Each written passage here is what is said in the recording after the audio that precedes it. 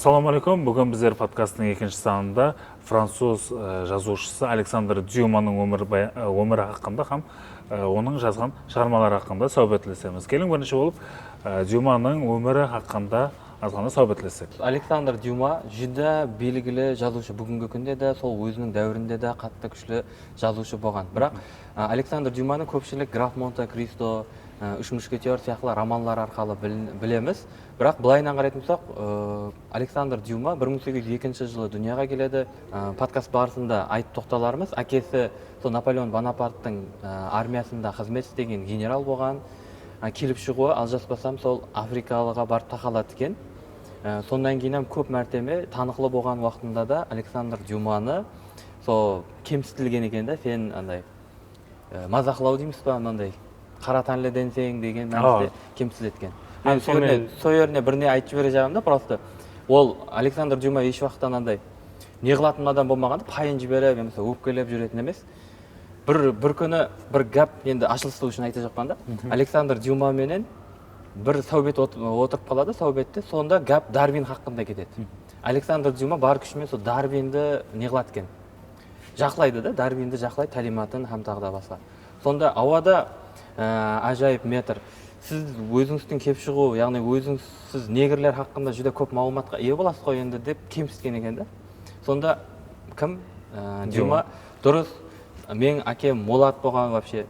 Папам арғатам, яғни маймыл болған дейді да. Көрдіңіз бе дейді, менің шежірем қай жерден басыланған, яғни менің шежірем басыланған жерде сіздің шежіреңіз тамам болады деп анаң үстінен күлген екен да. Яғни мен маймылдан пайда болған бола ғой, сен маймыл болып тамам боласаң деген қылып үстінен күліп, сол неден шыққан да? Ситуациядан шығып кеткен сол жерден. Әкесі Томас беді аты? Томас Александр Дюма. Александр Дюма генерал болған. Кейін бар ғой, әкесі сол сәтсіздікке ұшырағаннан кейін 4 жасында қайтыс болады. Дюма 4 жас кезінде әкесі қайтыс болады. Кейін әкесі өлгеннен кейін финансылық жақтан көп неге ұшырайды, қиыншылыққа. Бірақ әкесінің абыройы бар ғой бәрібір. Бізде де сөз бар, Қарақалпақта әкең өлсе де әкеңді көрген өлмесін деп. Әкесінің сол абыройына арқасынан қандай бір жәрдем болғанда финансылық аяққа тұруына. Кейін жаңа тек қана емес, Граф Монте-Кристо, Үш мушкетердің кітаптарымен танылған ғой, бірақ та бар ғой, 100 мыңнан астам да беттерін қосса шығармалары. Меніңше 250-ден астам шығарма жазған. Күніне 10-15 беттен көп жазған дейді. Мен жаслық жылдарын айттық қой, Александр Дюманың жаслық жылдарын айттық.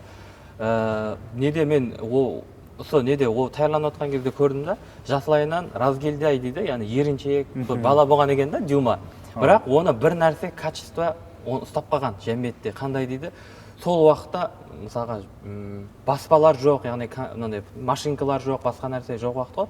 Оның почеркісі жүдә сұлу екен да, ядыма түсті, жаслығы деген. Почеркісі жүдә сұлу екен, һәм сол почеркісі арқалы ол көп уақытта шеген, хаттеки өмірінің сол орта дәуірлерінде де сұлу почеркі арқалы жазып беріп, яғни көшіріп беру арқалы пұл тапқан екен да. Яғни ол кезде сұлу жазып почеркіге ие болу бір үлкен бақыт екен. Көпшілік жазып хаттар арқалы басқа нәрсе сол бір ненің үшінші жәрдемшісі болып жұмыс істейткен. Сол несінде почеркісі арқалы пұл тапқан жаслық жылдар уақытында. Мен жаңа ядыма түсті. Енді почеркісіне келдік қой, почеркісіне келген кезде мен айтып өтейін, кеше осы кітап Александр Дюма хақында әзірленген уақытында сондай бір фактылар шықты да алдымнан. Александр Дюманың почеркісі Пушкиннің почеркісімен бірдей, екеуі де сұлу жазатын болған. Айыртағы осы жерде бір нәрсе айтып кету керек. Біздерде енді ұлыма әдебиет уәкілдерінің арасында, жаһан әдебиетімен таныс адамлардың арасында сондай бір гәп бар. Яғни Пушкин менен Александр Дюма екеуі бір адам деген. Естідім мен. Пушкин дуэльде өлген кезде өлмей қалып, кетіп қалған деп Францияға кетіп, сондай гәп жүреді. Кейін ол жаңа почеркісінен бастау ғой, енді гәпіміз бөлген кезде. Ана кімнің Пушкиннің ата бабасында қара терлі инсан бар, соны ұқсатады да. Шашы бұйра Африкалыларға тән, жалаң аяқ көп жүгіріп жүретін, көшеде көп ойнайтын болғанлығы, Царский лицейге барғанда аристократлардың баласымен қосылмай жасайды екен ғой енді. Қосылысу қиын болған деген. Негізінде бұл әңгіме Андре Моруа деген Дюмалардың тарихын іздеп шыққан, сондай Александр Дюманың, Александр Сергеевич Пушкиннің өмірін тарихын іздеп шыққан сондай алым бар. Соның шығармасы бар, Үш Дюма деген. Осы шығармадан кейін пайда болған бұл гәп. Себебі білеміз, жаңағы Пушкин дуэльде негізі өлмей қапты.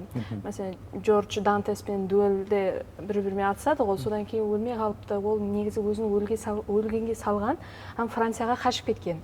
Кейін Францияда Александр Дюма деген атпенен өзінің дүретушілігін давам еткен деген нәрсе пайда болған.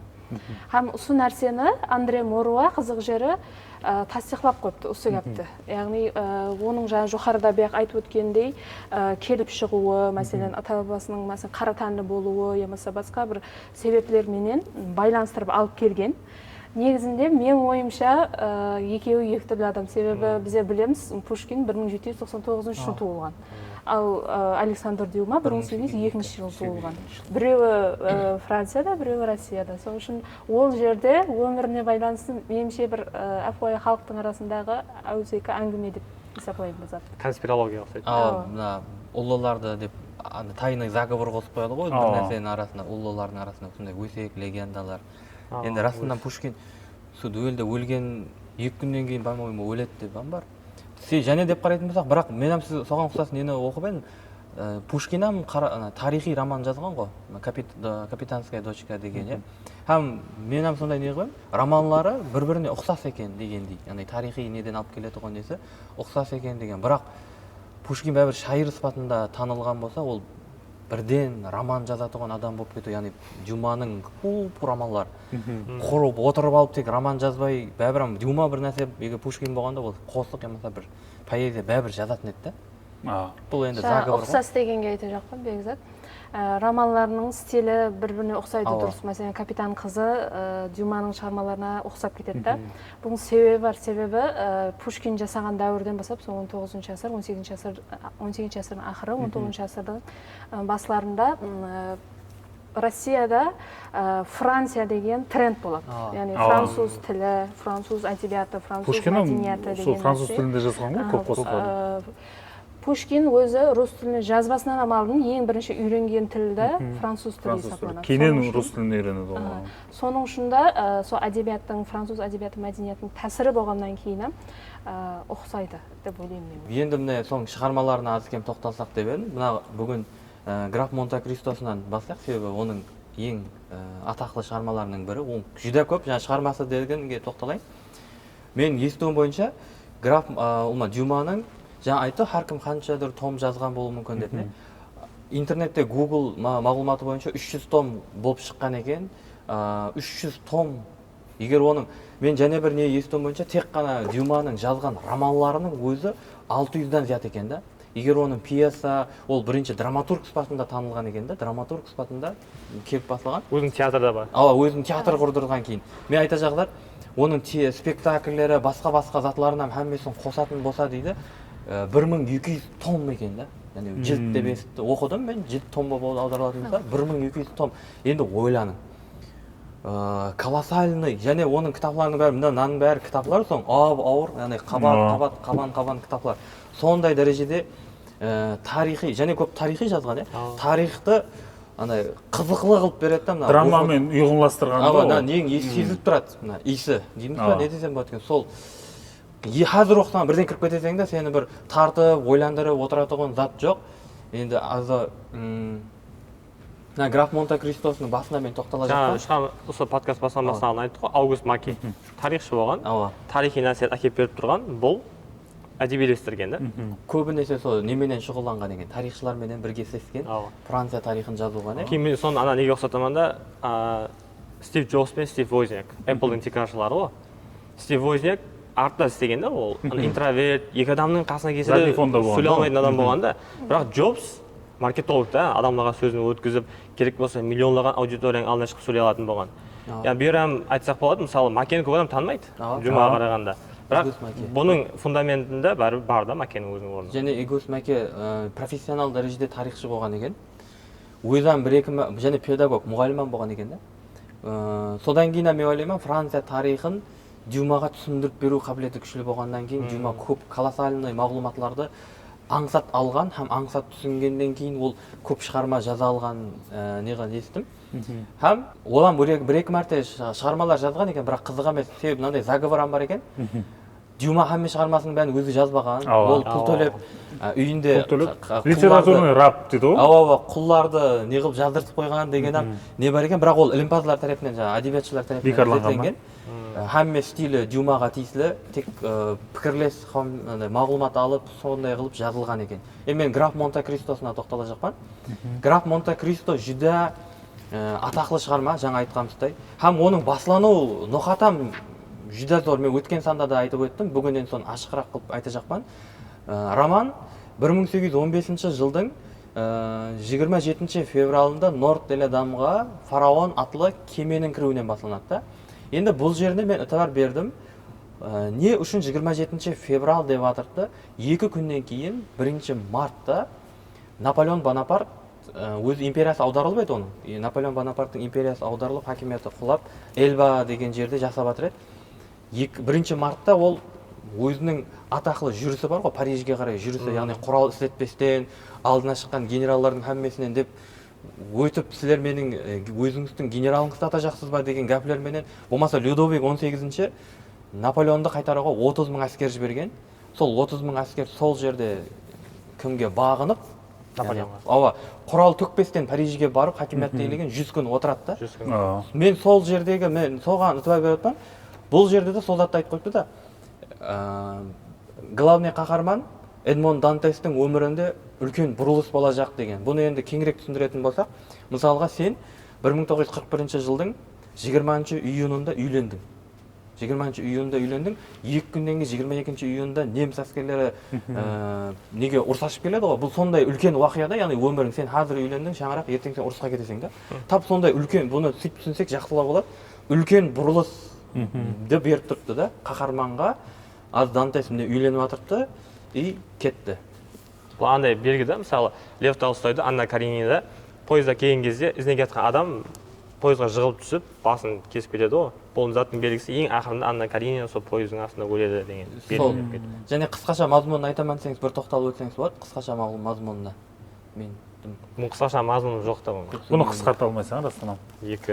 Бұл роман Дюма ұтатын жері сондай да. Мысалы ғана Виктор Гюго қандай бір темаға бейімдескендей, Достоевскиймен бейімдескендей. А Дюмада драмасы да бар, трагедиясы, комедиясы, сатирасы, философиясы, керек болса психологиясы бар.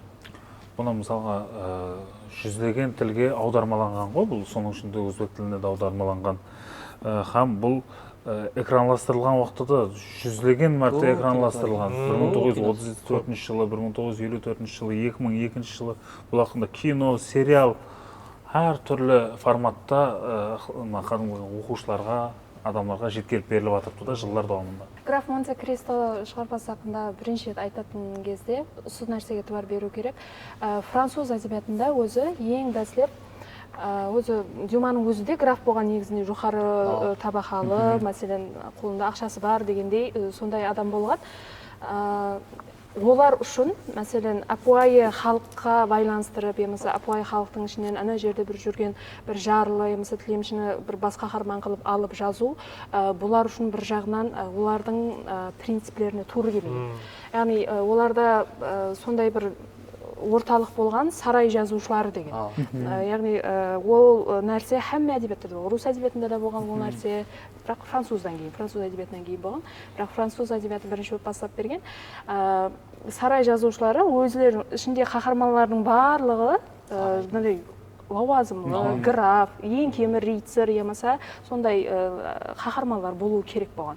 Енді граф Монте-Кристоның ең ұтатығын жері де сол уақыттан басылап жазылған, сол 1844-45 жылдары, сол аралықтары жазылған, сол уақытта шейін сақланып келе жатқанның мәнісі де негізінде сол принциплерге бойсынып жазған деп есептеймін, былайынша деп қарағанда да.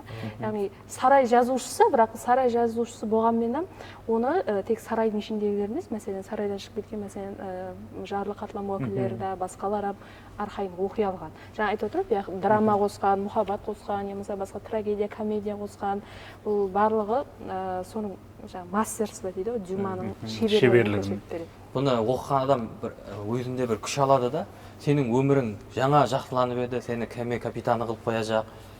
Жаңа жақсы көрген қызыңа үйленетіндей план тауып келдің, атаң қасында вроде бы жақсы жасау үшін һәмме зат бар. Яғни біздер армандайды ғой, дейді ғой, мысалы, апай адамның өмірі жақсы жасау қалайды, мысалы, шаңырағы менен стабильный ақшасы болса деп қарап тұрсаң, оқушыны сөйтіп қызықтырады. Қарап тұрсаң, бұл енді һәмме арман еткен өмірге келді, бірден неге түседі? Тюрмаға түсіп, өмір вайран болып кетеді да. Кітаптың ішінде де бар ғой, кім еді? Адвокат, прокурор.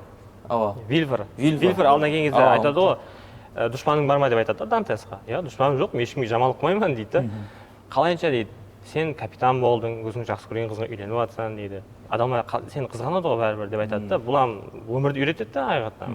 Атырапында бәрібір дұшпан болады деген. Осы бір не оқып едім да, жаңағы гүржінге ұқсаған нәрсе. Бір күні бір көбелек қашып жүреді жыланнан. Жылан ізден қуып жүр жеймен деп. Бір күн қашады, 2 күн қашады, 3 күн, 3-ші күн шаршайды. Көбелек айтады, тоқта, өзі сен қайсы заманда көрдің жылан көбелек жеген дейді. Мен саған не жамандық қылдым, жамандық қылмадым дегендей. Дұрыс, сен маған ешнәрсе жамандық қылмадың. Просто сен маған ұшқан ұнамайды дейді. Бұл адамлардың қызғанып, дұшпаншылық қылған жерлерін ашып береді. Және Александр Дюманың Граф Монте-Кристосы роман фельетон екен. Роман фельетон болғанда, сол уақыттағы біздердің қазіргі уақыттағы жаңалықтарды алатұғын тек арғы дерегіміз бұл социал тармақлар болды, Instagram, Facebook, Telegram. Алдылар газетадан болатын еді.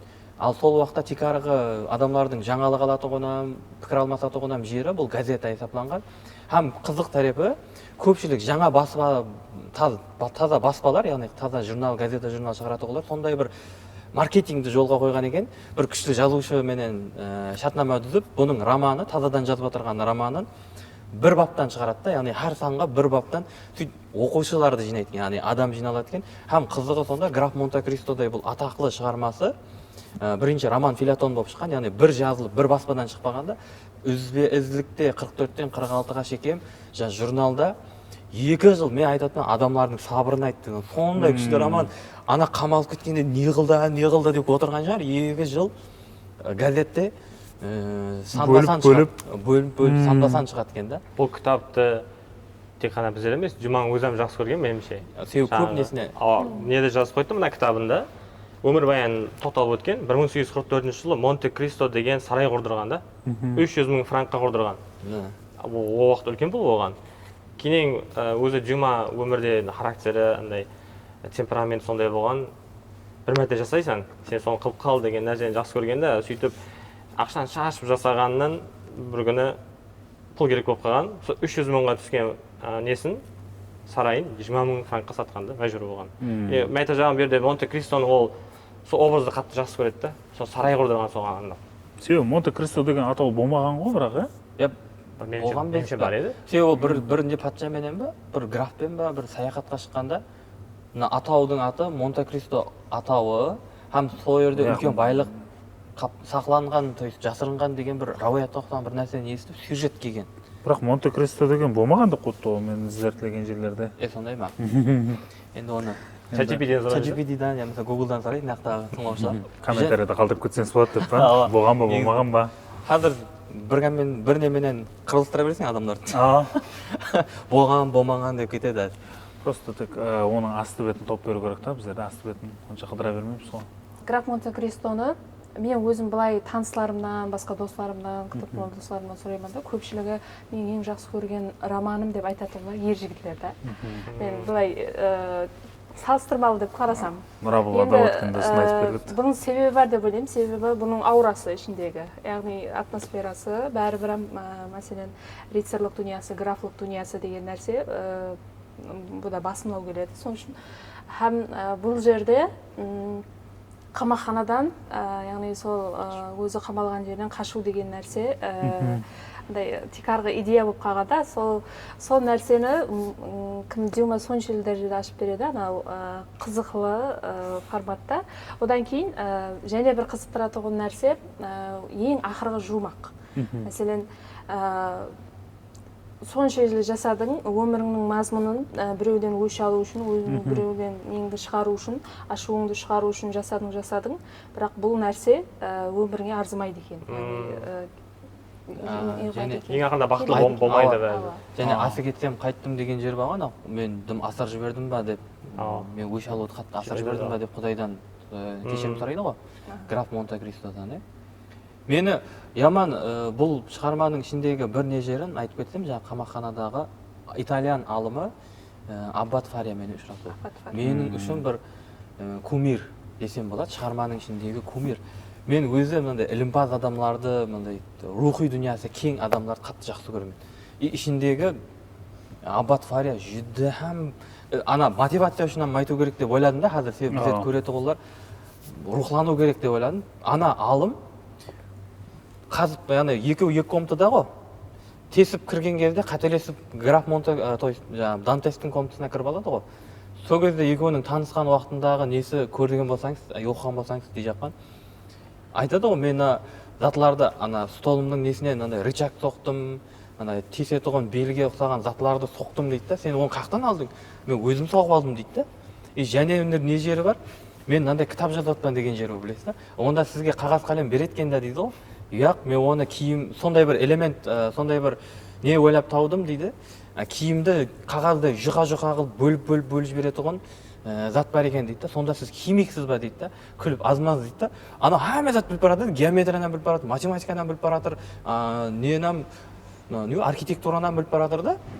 Сөйтіп мен өзім тарихты жақсы көремін дейді. Және айтып отқан жерде мен тарихта тарихтың несінде мен қамақханада отырғанымды ұмытып кетемен деп айтады. Және неше тілді білетін жерін айтады. 5 тілді білемен дейді. Сөйтіп мен өзімнің қазір грек тілін үйренатпан дейді. Осы грек тілін үйренатсаң дейді. Мен өзімнің ескі білген грек тілімдегі білген словарларымды жаздым. Сол словарлардан таза грек тілін үйренатпан дейді. Ол не масқарашылық. Қамақханада отырған адам. Масқарашылық деген тырнақша ішінде. Ава, не күштілікті айтып отырпан да. Осы жерде Бекзат деген гәпін толтырып кетейін да. Ато Хамдам һәм екінші авторды ұмытып қалдым, япон забыты деген бар ғой. Содада япон офицері неге тұтқынға түседі ғой, тұтқынға түсіп анандай құлшылық, не жұмысларды, ауыр жұмысларды істеп жүрген уақытында оның қасында бір данышпан қарыр болады білесіз ба? Мен азыр сондай мотив бар ма екен деп ойлап қалдым, азыр кімнің Бекзаттың алдын ойлап көрмеген екен мен. Сондай мотив бар шығар деп ойлап қалдым да, мәселен, сондай қиыншылық жағдайда адамды ұстап қалу үшін бәрібір бір нәрсе керек. Бір адам болсын, немесе бір не болсын, бір түрткі керек та. Сондай түрткіні жазушылар бір данышпанлардың, бір өмірді көбірек көрген, жасы үлкен адамлардың образменен берген сол бір мотив па деп және жазушының мысалы фавқұлатта жақсы персонажды жаратуам қиын да. Мысалы оқып отырсаң сол адам, мына граф монте кристоны оқыған адам қайда Аббат Фарияны жақсы көріп қалады. Сенде де сондай болған шығар? Аббат Фарияны қатты жақсы көріп қалады. Негедір сондай бір персонажды жарату қиын да. Негізі жазушы үшін бір әмме жақсы көретұғын персонаж жарату қиын. Ал Дюманың күшілігі сондай персонаж жақсы көрген. Айтады ғой, мен 50 бір нәрсе метр қаздым. Ішінде айтады ғой, мен болсам деп аспанға қарап жатқан екен, мен бұл 65-тегі жасқа шыққан адамның мотивациясының өлмегенін қара. Мен ол 50 метр қазған болсам, мен 100 метр қазамын. Ол 3 жылда қазған болсам, мен 1,5-2 есе онdan тез істеймін деп өзіне күш алатығын жері бар да. Ол құр жатып қалады ғой. Ана 65-ке шыққан ғарының өмірге деген несінің күшпеген, сынбағанын айтаман да. Айтады ғой, 3 жыл мейнетім кетті бұл жерге, 4 жыл мейнетім кетті мен мына жерге қасып келуге дейді ғой. Сонда мен хайран қалғаным, 4 жыл мейнет кетті, заяға кетті, басқа комнатаға кіріп қалды. Яқшы, Құдайдың айтқан болады да, жазмыстан озмыс жоқ дегендей бір неменен өзін дәр өткілеп алады да. Мен соған хайран қалдым да. Ана рухияты күштілігі бұл адамда сіз жақсы, ана көзі жанып қарайды ғой, кімна граф Дантес деген сол адамға қарата мұхаббаты оянып, сорауларды көміп тасылайды оған, сол ұстазы сондай дәрежеде күшті ұстаз болғаннан кейін қалай қамалған, хәттекі сол жерде сызып көрсетіп береді ғой, сен қалай қамалған, не қылған болсаңыз, оқыған болсаңыз. Қайтадан туылады. Қайталықтан өзін кәшіп етеді. Жұмақлап айтқанда, бұл кітапты һәммеге ұсыныс етеміз. Бұл кітапта сіз тек қана тарих яки мұхаббат хақында емес, өзіңіз қалеген һәмме образларды осы кітапта көре аласыз. Темаларды әлбетте көре аласыз. Үлкенлігіне қарап қорқып кетпең. Бір демде оқып тастайсыз. Бір демде дым оқақ неғып отырған болсаңыз, қиналатын болсаңыз, бұл хақында сериаллар, кинолар, әр түрлі тілдерде көрсеңіз болады. Олай болса, үш мушкетерға өтсек, екінші орында тұратын кітабы. Екінші орында біздер Енді орын беру қате болатын шығар. Деп Бірақ ойлаймын енді енді бірақ гапымыздың мынандай несі давамы. Давамы сыпатында біздер енді үш мушкетер кітабы хақында сөйлесек. Үш мушкетердің атына тоқталсақ, неге үш мушкетер деп айтылған? Тарих бұлан, ба? Тарих. Қызығы Дюманың мынандай толқынланып жазуының және бір себеп, мынаны жазып отырған уақытта, жаңа айлам граммонда айтып келе берді ме? Мынаны жазып отырған уақытта сонымен қатар үш мушкетер 20 жыл өтіп, Викенде Бражилен или 10 лет спустя романлары, яғни қабан кітаплар және шыға береді, мынаумен бірге, о қалай ол, мынаны ойланып отырып, анауменен ойлана берген ба деген. Бірақ сондай болып шығуы сондай болған екен да, яғни параллель шыққан, мынауменен бірге параллель шыққан. Бағана айтқанымызда жаңағы литературный раплар болған ғой енді. Солар ізбез тарихта әкеп тұра берген, бұл оны байта бергенде, көркемлей берген, көркемлеп ізбез кітаплар шыға бергенде. Бұл жерде тек қана Дюманың емес, һәмме адамдардың минеті бір уақытта жәмлене қойған да. Және қызықты етіп, кітапларының барлығы мынандай қабан болса да, тез оқылады, тез оқушыны өзінің несіне тартып кетіп қалады, сол дүниясына, сол Францияда жасалған келіп кетеді сол дәуірден, иә? Жазушы неге алып келген екен? Негізгі кітаптың аты Атос, Фатос, Арамис, Д'Артаньян. Үш мушкетер хақында, Тикарға қаһарман хақында, бұл сол газета, одан сондай газетада шыққан екен. Газетада шыққан. Газетаға апарып беріп кететкен. Ана оқып көріп, бірінші бөлімін оқып көріп, редактор айтады, жүде зор, гап жоқ, просто атын өзгертейік деген да. Неге? Бұл аты Атос, Фатос, Арамис, как будто бір дьяволды шақырып атқандай бір адамды бір не болады? Үш мушкетер деп өзгертсек бола ма дейді да. Ана Дюмаға қызық емес, пұл жазған сөзіне ақша төленген ғой. Жазған сөзіне маған қызық емес, не десең ғой, шығар дегенде кетіп қалған да.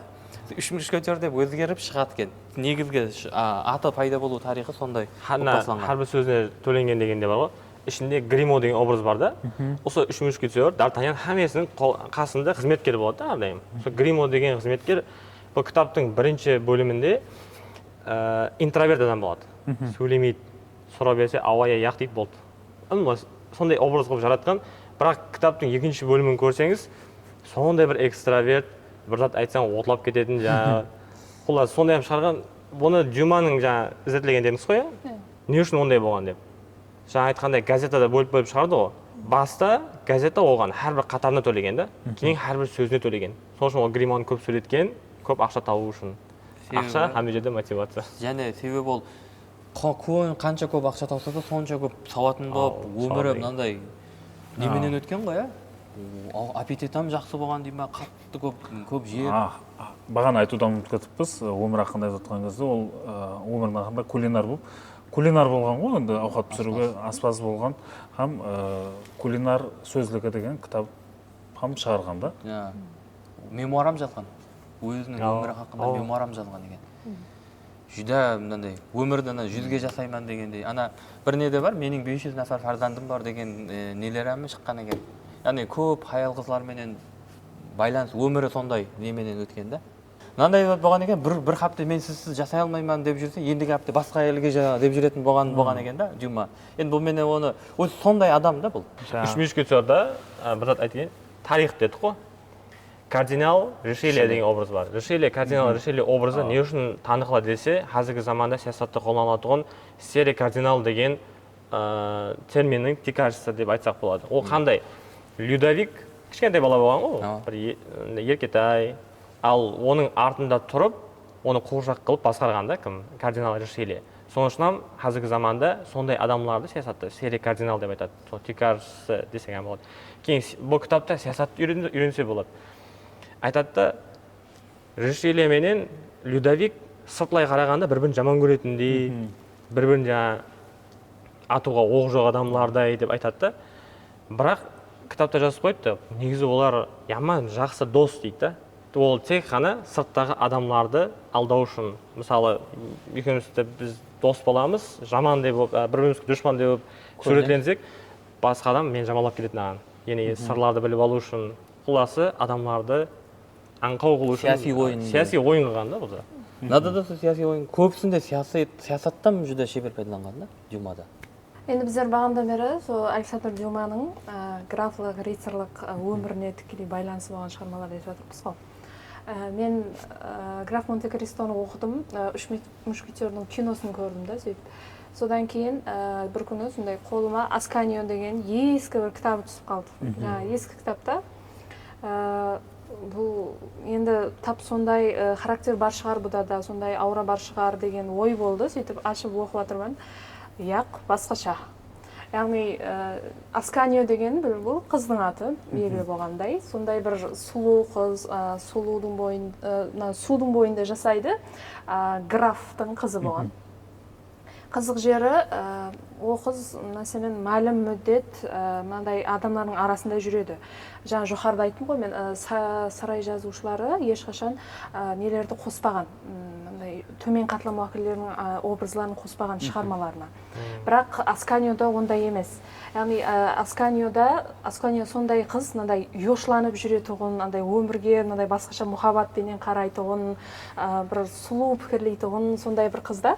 Һәм ол қызық жері күнде, әр күні үйіне бағынан мейөшеуі басқа нелер теп бар, күнде ана жарлының үйіне, басқа бір оның қоңсысының үйіне соларды көруге барады. Соларменен бір сәубетлесіп, неғылып, өзінің графиниялық, енді графиния болады, ол графтың қызы болғаннан кейін, сондай несін сәл төменге түсірін кірегенде жаңа қыздың не дейміз, дәрежесін, соғықты табақалық дәрежесін кіттай төменге түсірін кіреп жазғанда, сөйтіп сол кезде бір нәрсе болды, ой болды, Александр Дюма неге мұндай қылды екен, неге?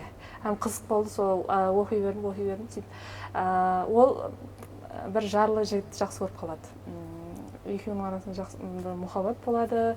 Кейін қызық нәрсе, ол жігітпенен болған ортасындағы мұхаббат сәтлі болмайды. Яғни бәрібірде қараң оның сол өзінің идеологиясына, өзінің принциплеріне соншелі, садықлығы соншелі, екі табақа, яғни екі бір-біреуіне ойы жағынан, жасау тәрізі жағынан бір-біреуіне сай келмейтін адамдар бәрібірде өмір жолдарында бәрібір келіспейді деген нәрсені бәрібірде соның ең ақырында береді да. Сөйерде мен айта жағым. Өз Дюманың болған сол деп ойладым. Күлгілі мәністе. Мынада да жақсы көргенмен бола алмайды. Екі Дианада да сондай. Монтгомери деген жігітпенен жақсы көрсіп жүреді. Ақыры, Дюман осы да неге өйттің деген кезім бар ғой мынада. Енді бұда бастай-ақ үйреністік қой. Ұлыма деп қарап отырсам, Дюма ешбір жақсы көргелерді қоспағанда, бір қаммесін деп бөле берген, қайда мен неге өйткенімді түсінбедім. Мен қызық болу үшін бір драма тастап кеткен. Өзінің бір изюминкасы да ол. Сізден мен енді ол кітапты оқып көрмедім. Бірақ бірден екі Диана түсті, мынадан бәрін деп бөле берген. Жақсы көргелерді қоспағанда. Жақсы болып жұмақланған романға санаулы ғой өзі. Бәлкім шығармасының табысам солда шығар да бір. Өзі адамдарға сондай зат ұнайды, драма. Бақытлы болғаннан гөрі адамдар не болғаны жақсы. Драматикалық сюжет көбірек тартады адамдар. Асканиода да мүмкін сол мақсатте сондай бір бұрылыс қылған шығар деген нәрсе ой болды. Бұл жерде басқа мына нелерден, романлардан парқылап тұратығын жері жаңағыдай әсте-әсте жарлы қатылам образларының қосылуы. Яғни ол нәрсе мәлім мүддет болған, өзі француз әдебиетінде да, рус әдебиетінде да мәлім мүддет сарайдан сыртқа шығып кетпеу деген нәрсе болғанда, бірақ кейін ала сарайдан біраз сыртқа шыққан, мәселен, апайы төменірек рицарлардың өмірін суретлеп бастаған, мәселен, үш мушкетер. Мысалы, одан кейін және сәл сыртыраққа шыққан, мәселен, диханлардың, нелердің өмірлерін, апайы жұмысшылардың өмірлерін қосып бастаған. Яғни, осы процестің уақытында бәрібір Дюмада жасаған екенді деп ойлап қойдым да, сол шығарма жазылғаннан кейін. Ұлыма француз әдебиеті болсын, рус әдебиеті болсын, бәрібірде осы процесстерге, әдеби процесстерге қарайтығын болсақ, бәрібірде де өзінің принципиал түсініктері бар да, һәм соғыстыларды сақлауға басқаша бір харекет еткен, һәм Дюмалар, Александр Дюмалар, mesela Виктор Гюго, солар тәртіплі жазушы болған деп есептеймін. Мынандай принциплеріне садық, сондай тәртіплі жазушы болған. Бәлкім содан кейін ол өмірінің ақырына енді өлтіре қояқ Дюман дегенде да, өмірінің ақырындағы зат Франко-Прус ұрысы естігеннен кейін өмірінің ақырында Франция менен Пруссия ұрысады ғой. Сол ұрыс басыланғаны хақында естіген Дюма дейді, бұны өзіне қатты алады екен. Қатты алғаннан кейін денсаулығы төмендесіп, декабрьде 1970 жылы қайтыс болады екен. Яғни бұл қатты сіз садықлыға деп жатсыз ғой, сондай ватанға сол өзінің Францияға болған несі неге ондай болды деген затты бәлкім көтере алмаған шығар. Но денсаулығы төмендеп ақырында сол декабрь айында деді 1970 жылы қайтыс болады. Бұл өлгеннен кейін апуайы қойымшылыққа жерленеді, бірақ 2002 жылы юбилей Франция Париждағы пансион деген жерге апарып қабір көшіріледі. Бұл жерде үлкен абырой болған. Пансион деген негіз баста құрылғанда қандай бір әулиеге атап құрылған мақбара осыған зат болғанда, кейін Францияға ватан үшін қызмет еткен, жүдә бір абыройлы инсанлар жерленген. Виктор Гюго бар у жерде. Нобель даған аялының аты кім еді, сен жақсы көресің ғой, Мари Кюри. Олам жерде жерленген да. Кейін және Францияда бар ғой, мен бір факт оқыдым, ол қанша сенімді факт, сенімсіз білмедім. Дюма эффекті деген болған екен Парижде, Францияда. Естуім бар. Ескіде білсеңіз, кітаплардың авторлары өздерінің атларын жасырып қойған ғой. Лев Толстой жасырды, Герман Гесседе жасырды. Бұлам сөйтіп несі автор анық болмаған кезде уже стиліне біліп алғанда, мынау Дюманікі ғой деп өзінің орны болған, принцип болған деп өзінің орны болған. Бұндай дәреже әмеге деп неға білмейді. Қазіргі заманда бұл жеке бренд деген дейік атты. Бренд болғанда оны солады. Бүгін қақатында да бір жақсы сөйбет болды Александр Дюма хақында һәм біздерді көріп отырған тамаша көйлерге Александр Дюманың қайсы шығармалары ұнайды һәм бүгінгі айтылған пікірлерге өздерінің көзқарасы қандай болды? Әмбесін комментарияларда күтіп қаламыз. Соныңменен бүгін екінші санды жұмақлаймыз. Қош, сау болың. Қақатында да нормально болды бүгін.